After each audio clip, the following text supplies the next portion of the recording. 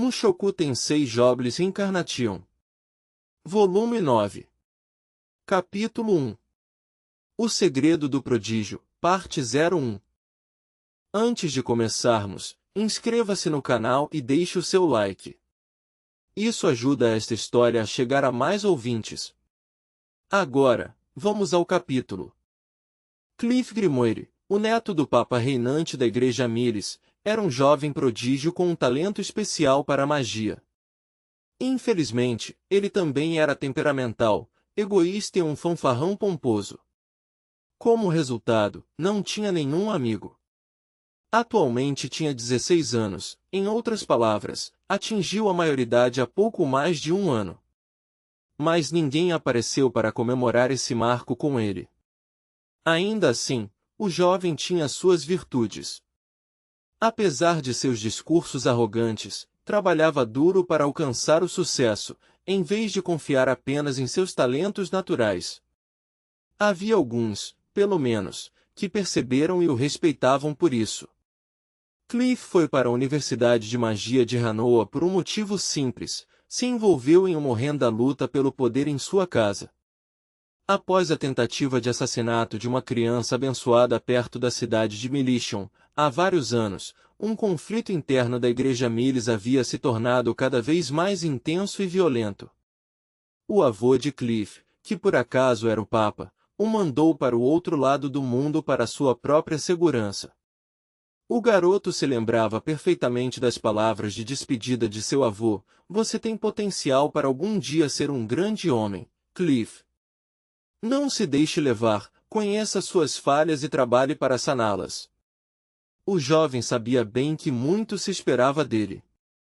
E, na época, achava isso razoável. Afinal, ele era um prodígio. Talvez não tão talentoso quanto a jovem e brilhante espadachim Eris, que ele vira derrotando um grupo de assassinos treinados em um piscar de olhos, mas, ainda assim, um prodígio. Ele sempre acreditou que possuía dons especiais. O reino de Hanoa, que Cliff alcançou após uma longa e difícil jornada, provou ser uma terra severa. A comida não era do seu gosto, o clima era rigoroso e muitos dos habitantes locais se comportavam de maneiras que considerava estranhas e desagradáveis. Ainda assim, ele acreditava que seu talento ajudaria a superar qualquer desafio. Ele era um aluno especial, neto do Papa e o homem que um dia assumiria toda a Igreja Miles. Isso com certeza indicava que estava acima dos demais.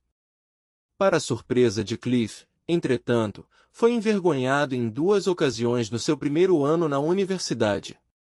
A primeira humilhação chegou pelas mãos de um jovem chamado Zanoba Shirone.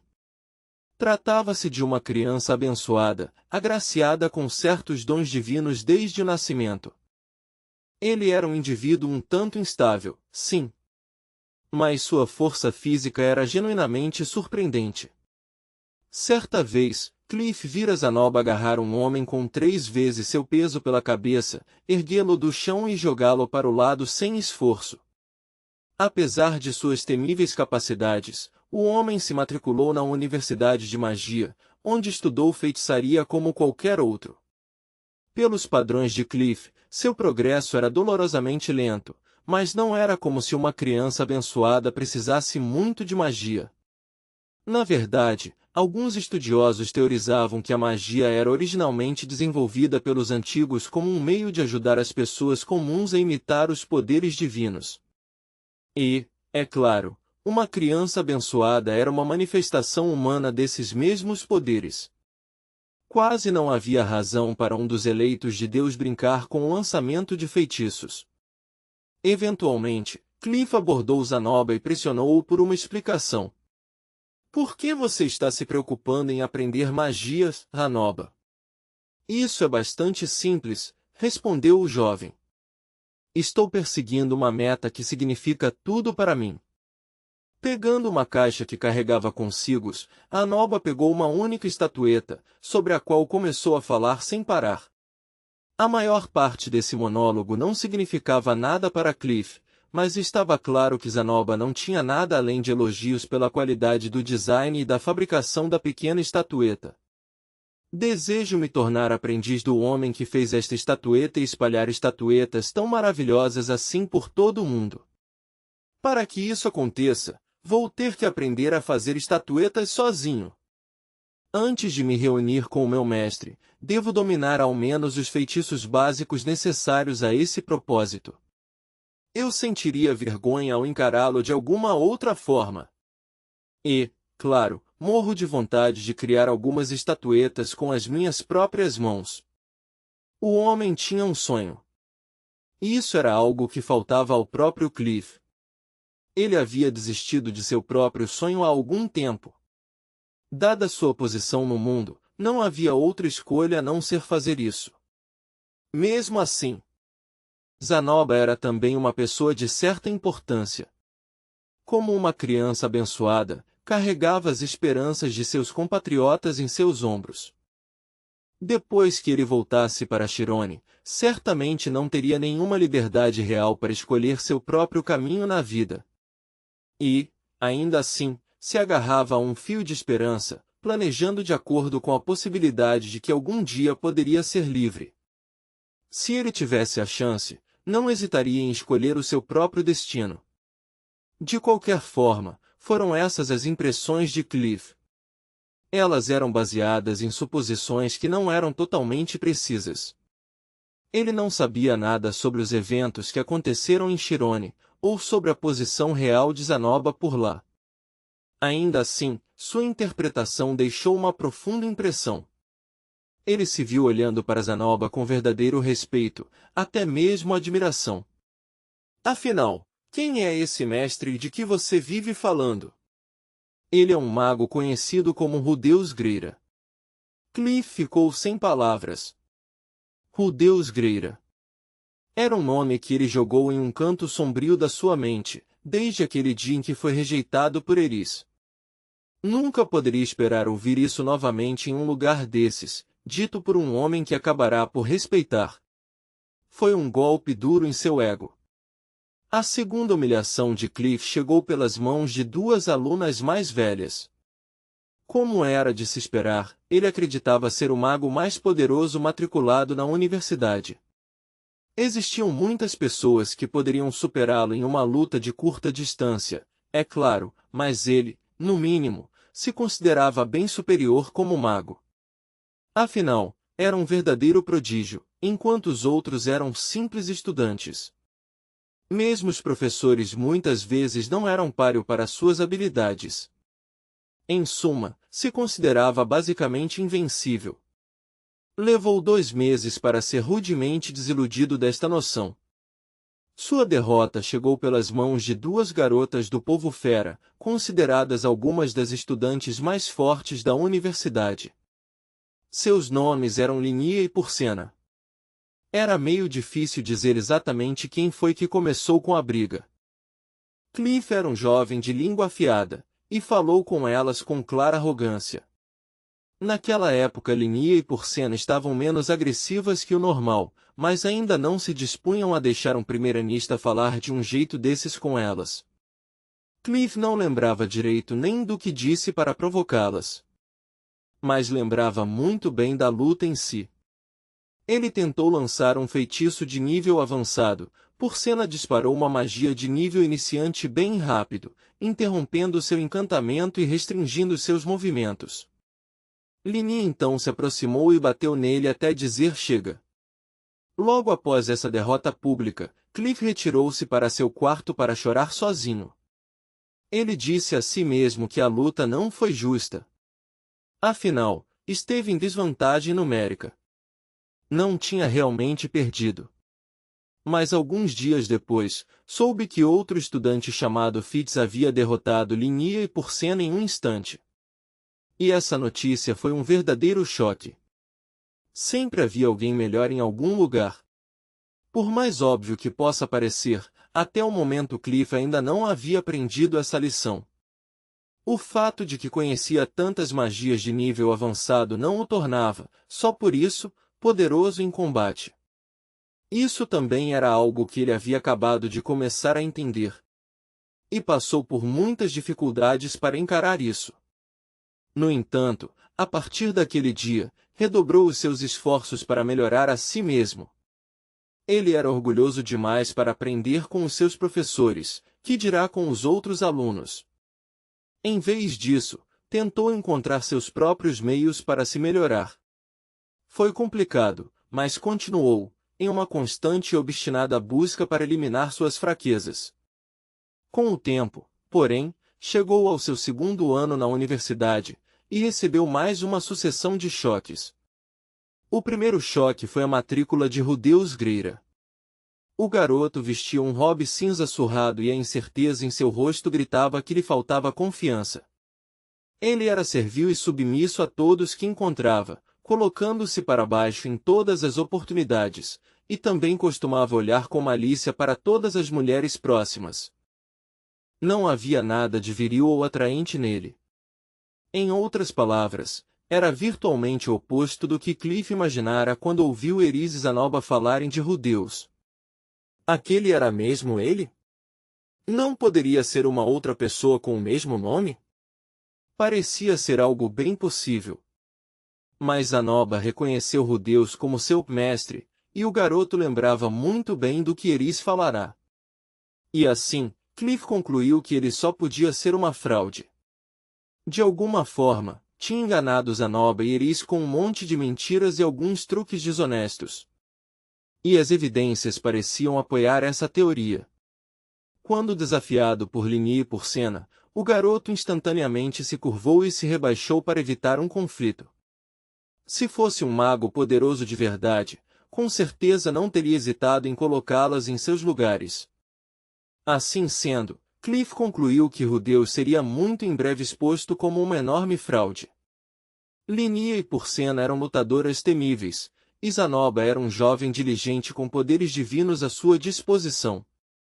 Blefes e trapaças só poderiam levar uma pessoa até uma certa altura em um ambiente como este. Corriam boatos de que Rudeus havia derrotado Fitz. Mas isso provavelmente era algum tipo de mal-entendido ou alguma mentira que o próprio Rudeus havia espalhado. Se ele tivesse de alguma forma ganhado, devia ter recorrido a algum truque sujo. Cliff se sentia bem confiante disso. No entanto, Rudeus logo demonstrou que suas habilidades eram reais. Ele podia lançar magias não verbais livremente. Em algum momento, tornou Linnie e Porcena em suas subordinadas leais e, de alguma forma, ganhou ainda mais a admiração de Zanoba. Até Fitz parecia reconhecer suas habilidades. Logo foram vistos estudando juntos na biblioteca todos os dias. E apesar das habilidades óbvias de Rudeus, Cliff o tinha visto frequentando aulas, palestras sobre feitiços divinos e de barreira básicos. Ele não tinha nenhuma necessidade real para aprender esse tipo de magia básica, com certeza, mas parecia ter uma fome inata por todo tipo de conhecimento. Rudeus Greira era tão dedicado quanto Cliff, e consideravelmente mais talentoso. Mais importante ainda, suas realizações também eram muito mais impressionantes. Isso normalmente seria muito doloroso para Cliff admitir. Mas, por alguma razão, logo se viu capaz de aceitar os fatos. Talvez fosse por já conhecer Zanoba e por ter sido derrotado por Linnie e Porcena. Podia admitir, pelo menos para si mesmo, que este Rudeus estava destinado a coisas maiores do que ele. Isso não significava que gostasse do garoto, é claro. Esse era um assunto bem diferente. O choque seguinte final foi de natureza um tanto diferente. Atingiu Cliff durante uma noite, sem qualquer aviso, quando estava voltando para o dormitório e olhou para cima. Se viu olhando para uma deusa. Ela estava encostada no parapeito de uma janela com uma expressão apática, deixando seu luxuriante cabelo dourado esvoaçar com a brisa. O sol poente lançava um brilho vermelho em seu rosto bem simétrico. Cliff ficou instantaneamente apaixonado. Ele se apaixonou à primeira vista. Sempre fora atraído por esse tipo de beleza. Em seus dias de infância, quando sonhava em viver como um aventureiro, também se imaginava casando com uma mulher linda. Na verdade, uma grande parte do motivo pelo qual Cliff desenvolveu tanto interesse por aventuras era uma jovem curandeira que às vezes visitava o orfanato onde ele cresceu. A mulher na janela de repente olhou em sua direção. Com um sorrisinho, ela acenou com a mão. Foi tudo tão pitoresco. Tão perfeito. Cliff ficou profundamente comovido. Eu nasci para me encontrar com essa mulher, pensou. E ela nasceu para me encontrar. Naquele instante, seu primeiro amor, Eris, foi rebaixada ao status de uma conhecida em sua mente. Ponto de vista do Rudeus. Chegou a hora da minha aparição mensal na sala de aula. Eu estava sentado à minha mesa, cercado por Zanoba, Julie, Linia e Porcena. Era bom às vezes estar no centro do meu grupinho. Como de costume, Linia estava recostada na cadeira com os pés sobre a mesa, exibindo as coxas bem torneadas sem o menor sinal de vergonha. Outra boa vantagem da minha nova posição era poder vê-las de perto e pessoalmente em uma base regular. Você nunca para de olhar para as minhas pernas, chefe, disse Linia com um sorriso provocador. He. Acho que seu coração pende um pouco para a promiscuidade, hein? Mas não posso te culpar. Sou criminalmente sensual. Ei. Pode ir em frente, pode dar uma espiada aqui dentro. Mia! Tire a sua mão daí. Passei a mão por baixo de sua saia sem qualquer hesitação ou constrangimento. Mas tatear as suas coxas só me fez sentir um vazio profundo. Nada torna um homem mais infeliz do que sua libido baixa. Não fique todo desapontado. Foi você quem decidiu me apalpar. Afinal de contas, o que é que há de tão ruim nas minhas pernas? Para ser bem honesto, ultimamente tenho sentido mais prazer ao tocar suas orelhas ou cauda. Acariciar algo peludo assim era ao menos relaxante. Linia, você é uma grande idiota, murmurou Porcena, mastigando uma coisa maior do que as minhas mãos. Aquela garota parecia nunca parar de comer carne. Às vezes era seca, às vezes grelhada, às vezes crua, mas sempre estava comendo ela de algum jeito. Era uma garota durona e de cabeça fria, mas se balançasse um pouco de carne na sua direção, trotaria na direção da pessoa com o rabo abanando sem parar. Seu pelo era mais macio que o de Linia e muito gostoso de acariciar. Mas, ao contrário de Linia, não me deixava acariciá-la, a menos que eu primeiro oferecesse um pouco de comida. Por outro lado, se eu mostrasse um pouco de carne, ela me deixaria fazer basicamente qualquer coisa que quisesse. A garota parecia ter alguns pontos de vista bem antiquados a respeito de castidade, mas eu estava um pouco preocupado com a possibilidade de alguém tirar vantagem dela. Mestre, olha aqui, disse Zanoba. Eu deixei o ângulo deste tornozelo ruim, não é? Deixe-me consertar isso para você, senhor, ofereceu Julie, olhando para a estatueta. Eu preferia que você me chamasse de mestre, Julie. Também lembre-se de chamar Rudeus de grão-mestre. Certo, mestre. Nosso príncipe residente parecia estar mais ou menos como sempre. Ainda assim, parecia que tinha caído para o fundo da hierarquia de nosso pequeno grupo. Ele acompanhou minha luta com Linia e Porcena, mas eu basicamente acabei derrotando-as sozinho. Linia demonstrava desdém ao compará-lo com uma hiena se esgueirando na sombra de um leão. De sua parte, porém, Zanoba parecia mais preocupado com seu status como meu primeiro aluno. Claro, ele era tecnicamente a quarta pessoa que eu ensinava, depois de Sylph, Eris e Ghislaine. Com Ghislaine, houve uma troca mútua de informações, então provavelmente poderia retirá-la da lista, mas isso ainda deixaria Zanoba no número 3. Quando mencionei isso, porém, ele pareceu tão inconsolável que me arrependi na mesma hora. Para aliviar um pouco o golpe, disse que ele era o meu primeiro aluno no ofício das estatuetas. Julie, minha segunda aluna neste ofício, sempre ouvia as enormes palestras de Zanoba sobre sua amada estatueta de Roxy atentamente. Ele comunicava com suficiente paixão para que ela entendesse o que estava sendo dito, percebia o crescente interesse da garota em fazer estatuetas por conta própria. Ainda assim, demoraria algum tempo até que ela pudesse discutir os pontos mais delicados do design e da técnica da maneira que Zanoba e eu discutíamos. Porém, sendo tão importante quanto isso, ela começou a dar seus primeiros passos desajeitados nos feitiços não verbais. Mestre Fides acertou em cheio quando sugeriu que aprender magia desde cedo era a melhor maneira de dominar essa habilidade. Não pude fazer isso, grão-mestre. Tudo bem. Apesar de todo o progresso de Julie, ela ainda era jovem e cometia muitos erros. Desta vez, as pernas da estatueta estavam inchadas como balões de água. Ela não tinha o controle necessário para usar a magia da terra com precisão em uma escala tão pequena. Nunca fiquei bravo ou frustrado com ela, é claro.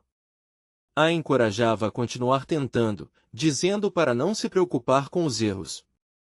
O sucesso nunca chega fácil, e desistir após um único fracasso é o caminho mais curto para se tornar um perdedor recluso e mal-humorado. Acho que você ainda não está pronta para consertar os bonecos, hein? Sinto muito. Não importa com quanta gentileza eu falava com Julie, ela sempre revelava medo no olhar ao me encarar. Pelo visto, eu a intimidava. Meio. Tanto sono.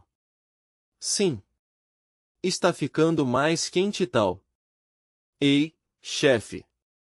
Temos um ótimo local para cochilar de dia, sabia? Que tal se depois te mostrarmos? Posso fazer coisas pervertidas com você enquanto você dorme, Linia? Você já pensou em qualquer coisa além de sexo, chefe? Não fale besteira. As estatuetas estão sempre em primeiro lugar nos pensamentos do mestre. Ah, Zanoba, baixa a bola. Ninguém falou com você. Mas eu. Coloque uma meia na boca. Que tal você ir comprar carne para a gente? Não falta muito para o professor chegar, meu. Então acho que é melhor ele andar logo. Mestre Zanoba, posso ir no seu lugar. Não vou deixar que uma garotinha como você faça essas coisas. Por que não vou no seu lugar? Meu? Não seja ridículo, chefe. Prefiro ir eu mesma. Ah, é? Bem, então pode ir. Meu. Nós 5 estávamos conversando bem alto. Imagino se isso era muito irritante, afinal, não éramos as únicas pessoas na sala. Havia um outro aluno na sala de aula. Ou seja, Cliff Grimoire, que estava estudando sozinho durante toda a nossa conversa. Ele, de repente, se levantou e virou em nossa direção, seus ombros tremiam de fúria. Vocês podem, por favor, calar a boca. Eu não consigo me concentrar. Se vão ficar só brincando, então vão fazer isso em outro lugar. Fechei a minha boca na mesma hora. Zanoba também parou de tagarelar e voltou a instruir Julie em silêncio. Nossas duas ex-delinquentes, entretanto, optaram por interpretar a explosão de Cliff como um desafio. Com quem você pensa que está falando desse jeito, criança? De agora em diante, seu dinheiro é para minha carne. Podia-se esperar que elas hesitassem um pouco mais para começar uma briga, já que as derrotei de forma sólida. Mas ouvi que brigaram com Cliff logo após ele se matricular, e o derrotaram com facilidade. Depois disso, o garoto se dedicou de todo o coração aos estudos. Eu tinha que admirar um cara que usava seus contratempos como motivação. Assediar um aluno tão diligente não seria correto. Sinto muito por isso, Cliff, falei, interrompendo. Não quis atrapalhar os seus estudos. De agora em diante vamos fazer silêncio. Vamos lá, vocês duas. Silêncio. Silêncio. Se diz, chefe, meu. Porra! Linnie e Porcena voltaram aos seus lugares, parecendo bastante mal-humoradas. HMPH, bufou Cliff. Bem, era isso que eu queria. Sério, vocês são ridículos. Não posso acreditar que você carregou o Zanoba para esse absurdo. Linnie e Porcena estalaram as línguas, claramente irritadas. Ainda assim, eu não via motivo para mexer com alguém que estava trabalhando tão duro para progredir na vida. Também não me considerava nenhum preguiçoso, mas Cliff e eu estávamos claramente seguindo por caminhos bem diferentes. Nunca seríamos nada mais do que conhecidos. Ou, ao menos, foi o que pensei na época. Uma semana depois, eu estava pesquisando sobre teletransporte com o Mestre Fitz em uma de nossas sessões regulares na biblioteca. Nos últimos tempos, comecei a entender que o teletransporte tinha certas semelhanças com magia de invocação. Os círculos mágicos utilizados eram muito parecidos e a cor da energia mágica que liberavam quando ativados era quase idêntica. Entretanto, seus aspectos eram completamente diferentes. Era impossível invocar um ser humano. Simplesmente não havia maneira conhecida de fazer isso, mesmo com as técnicas mais avançadas e complexas. Era possível invocar diabos, espíritos e até plantas, sim. Mas não uma pessoa. Vasculhei por incontáveis registros, mitos e histórias antigas sem encontrar uma única referência a alguém invocando uma pessoa. Havia muitas raças neste mundo, incluindo as várias tribos da raça dos demônios, mas essa regra parecia se aplicar igualmente a todos. Isso não tinha nenhuma relevância direta para o que queríamos saber, é claro. Talvez não fosse algo significativo. Mas havia algo nisso que me incomodava. Não era possível invocar uma pessoa de carne e osso. Muito justo. Mas e a sua alma? Não expressei esses pensamentos, mas os arquivei em silêncio. Se algum dia encontrasse um verdadeiro especialista no assunto, teria que perguntar sobre a possibilidade de invocar o espírito de um homem morto de outro mundo. Mestre Fix, você poderia tentar descobrir se há algum professor que saiba muito sobre invocação para mim? Hã? Bem, claro. Mas não ensinam isso aqui, sabe? Nada fora encantamento, acho. Não tenho certeza se encontraremos alguém que saiba sobre o tipo de coisa que estamos pesquisando.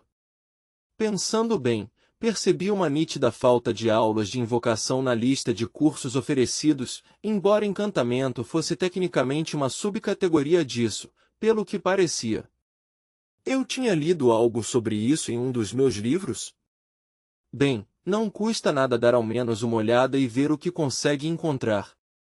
Para ser honesto, no momento, uma sementinha de incerteza estava brotando dentro de mim. Mas não deixei isso transparecer, é claro. Eu provavelmente estava enganado. O incidente de deslocamento ocorreu quando eu tinha 10 anos, uma década inteira depois de reencarnar neste mundo. Essas duas coisas não podiam estar conectadas, certo? Afinal, passaram-se 10 anos sem que nada acontecesse. Com um sinal de ansiedade em minha mente, deixei a biblioteca e me dirigi ao dormitório sob a luz do sol poente. A última neve estava quase derretida, manchas de terra marrom avermelhada estavam visíveis no pátio e o caminho pavimentado por pedras estava limpo. Enquanto seguia em direção ao meu destino, ouvi um grito de algum lugar próximo. Volte aqui, seu merdinha! Você acha que vamos deixar você lançar um feitiço? No instante seguinte, um jovem saiu de trás de um prédio escolar, seguido por um grupo de 6 homens mais velhos que obviamente o perseguiam. O jovem estava tentando ganhar distância suficiente dos seus perseguidores para lançar um feitiço avançado, mas eles continuavam interrompendo seu cântico. Ele mudou para uma magia de nível iniciante, tentando retardá-los, mas não foi o bastante. O grupo de 6 o alcançou e o derrubou no chão, depois o chutaram com violência enquanto ele ficava em posição fetal. Pelo visto, tropecei com um caso de bullying no pátio da escola. Só de assistir já era doloroso, não pude evitar de intervir. Ei, vamos lá. Parem com isso, rapazes, gritei enquanto trotava. Não precisam implicar com a pobre tartaruga. Os 6 valentões se viraram e olharam ferozmente em minha direção. Eram todos um pouco mais altos do que eu, então acho que estavam tentando me intimidar. Quem diabos seria você? Depois de um momento, porém, um deles me reconheceu. Ei, aquele é o atoleiro. Atoleiro? Espera, tá falando do Rudeus. Aquele Rudeus. O cara que trancou a Linia e a Porcena em um quarto e as adestrou. Ora, ora. Não houve nenhum adestramento, garanto. Essa história é pura conversa. Mas eu vi a Porcena abanando o rabo enquanto chama de chefe. Ela abana o rabo para qualquer um com um pedaço de carne. Mas elas fazem o que ele manda, não é? Sim. Eu vi elas na aula com a cara toda desenhada. O que dizia mesmo? Somos as escravas do Rudeus, não era? Bem, não me lembro exatamente o que era. Droga. Ele as espancou e depois escravizou? Cara, elas são princesas do dia. O cara nem pensou nas consequências. Depois de sussurrar esses rumores completamente imprecisos em voz alta, o grupo de agressores engoliu em seco ao mesmo tempo e olhou para mim com uma expressão de temor. Se entreolharam, balançaram as cabeças e então voltaram a atenção ao garoto deitado aos seus pés. Certo, criança. Por hoje vamos deixar você escapar. Logo aproveitei o gancho desse comentário. Por hoje? Então vamos passar por isso amanhã de novo? Estão planejando atacá-lo mais uma vez? Os 6 valentões fizeram uma careta de irritação. TCH. Olha, o Senhor Greira. Isso não tem nada a ver com você, certo? Caras como esse amavam falar essa frase. Sim, sim. Isso não era da minha conta. Eu sabia disso mesmo antes de enfiar o meu nariz. Não sei o que aconteceu, mas 6 contra 1 não é uma luta justa. O grupo trocou olhares e balançou a cabeça. Com certeza eram bons amigos, a julgar pela sua capacidade de se comunicarem em silêncio. Certo. Tá bom. Vamos deixar a criança em paz, disse um deles. Mas, só para você saber, não é como se a vítima aqui fosse ele. Com isso, ele se virou e foi embora, indo para trás do prédio. Os outros 5 o seguiram. Talvez tivessem uma pequena base de operações estabelecida lá atrás ou coisa do tipo. Assim que desapareceram, deixei um suspiro de alívio escapar. Manter a calma enquanto 6 pessoas me olhavam daquele jeito não foi fácil. Elaborei algumas estratégias para lutar quando estava em menor número, mas ainda assim precisava de algum esforço para não me dar mal. Entretanto, eu não via problemas ao encarar alguém no 1 contra 1. Ei! Você está bem? Fui até o garoto intimidado enquanto ele lutava para se levantar. O rapaz limpou a poeira de suas roupas e murmurou um encantamento rápido para um feitiço de cura. Neste lugar, até mesmo as crianças que eram intimidadas eram magas aparentemente competentes. O garoto se virou para mim. Era Cliff. Sério, a maioria das minhas interações com esse cara foram bem desagradáveis.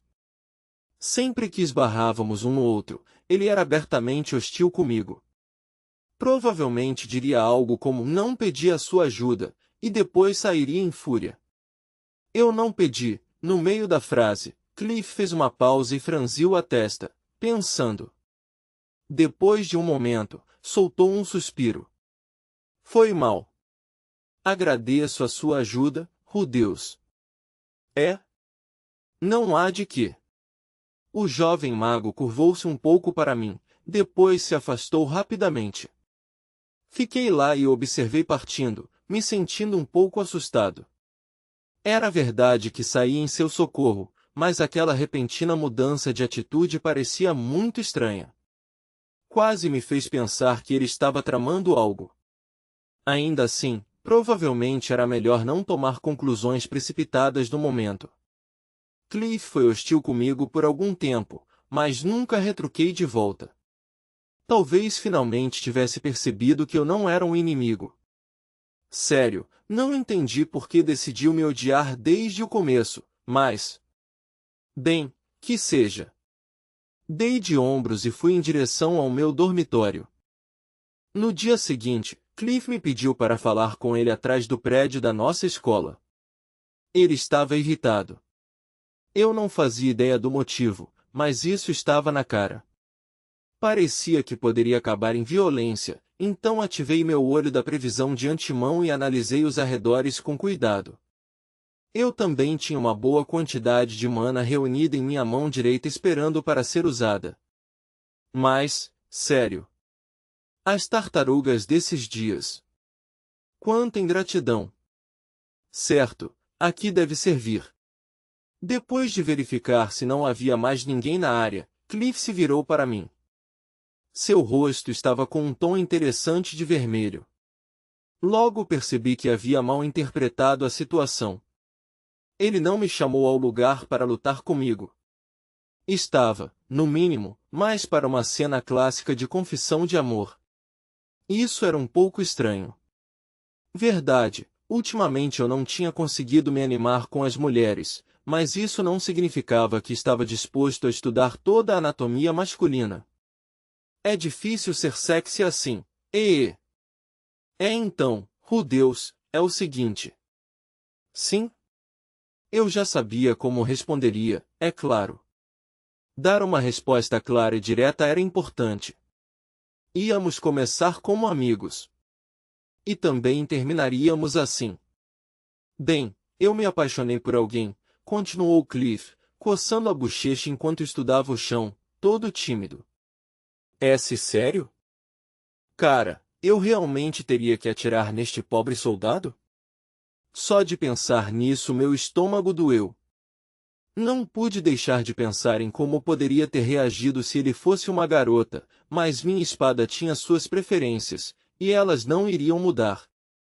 Para minha surpresa, entretanto, Cliff ergueu os olhos e apontou para o lado. É aquela bem ali. Ele estava indicando um prédio um pouco distante.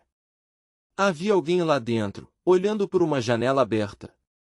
Seu longo cabelo loiro esvoaçava com a brisa enquanto ela olhava para o sol poente com uma expressão melancólica no rosto. Eu vi vocês dois conversando esta tarde. Você a conhece, certo? Poderia nos apresentar? Claro. A pessoa parada naquela janela era uma mulher que eu conhecia muito bem. Era uma notória criadora de problemas, objeto de incontáveis rumores, e uma predadora voraz que devorava seus colegas estudantes com todo o vigor de uma súcubo. Em outras palavras, era Elinalise Dragonroad.